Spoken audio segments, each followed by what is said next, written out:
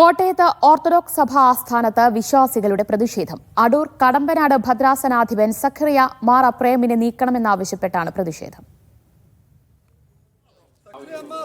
സഭയുടെ അടൂർ ഭദ്രാസനാധിപൻ സഖറിയാസ് മാർ അപ്രേം തിരുമേനിയുടെ സഭാവിരുദ്ധവും ഭരണഘടനയെ അവഹേളിക്കുന്നതുമായ പ്രസ്താവനയ്ക്കെതിരെ സഭാമക്കളുടെ ശക്തമായ പ്രതിഷേധമാണ് ഇന്നിവിടെ അരങ്ങേറിയത്.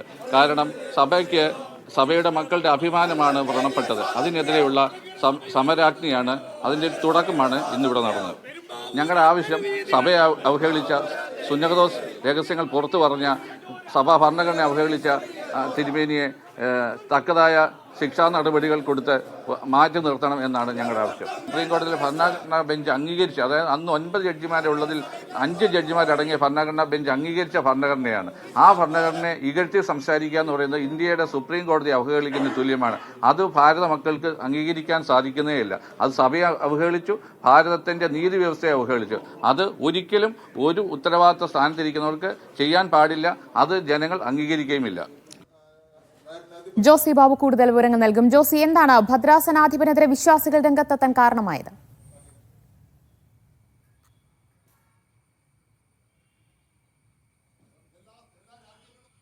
ദിവ്യ, ഓർത്തഡോക്സ് സഭയുടെ അടൂർ കടമ്പനാട് ഭദ്രാസനാധിപൻ സഖറിയാസ് മാർ അപ്രേമിനെതിരെയാണ് വിശ്വാസികൾ പ്രതിഷേധവുമായി രംഗത്ത് വന്നത്.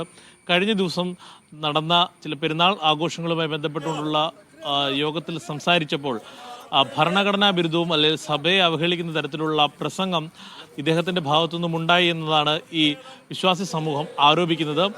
അതേ തുടർന്നാണ് ഇദ്ദേഹത്തെ തലസ്ഥാനത്ത് നിന്ന് നീക്കണമെന്നാവശ്യപ്പെട്ടുകൊണ്ട് കോട്ടയത്തെ ദേവലോകം അരമനയിലെത്തി വിശ്വാസികൾ പ്രതിഷേധിച്ചത്. ഓർത്തഡോക്സ് വിശ്വാസ സംരക്ഷകൻ എന്ന പേരിൽ 50ഓളം ആളുകളാണ് വിവിധ ഭദ്രാസനങ്ങളിൽ നിന്നുമായി ഈ ദേവലോകത്തെത്തി പ്രതിഷേധിച്ചത്.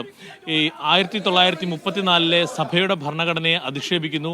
അതോടൊപ്പം തന്നെ 2017 സഭയുടെ സഭാ കേസുമായി ബന്ധപ്പെട്ടുകൊണ്ടുള്ള സുപ്രീം കോടതി വിധിയെ അധിക്ഷേപിക്കുന്നു എന്നതാണ് ഇദ്ദേഹത്തിനെതിരെയുള്ള വിശ്വാസികളുടെ ആരോപണം.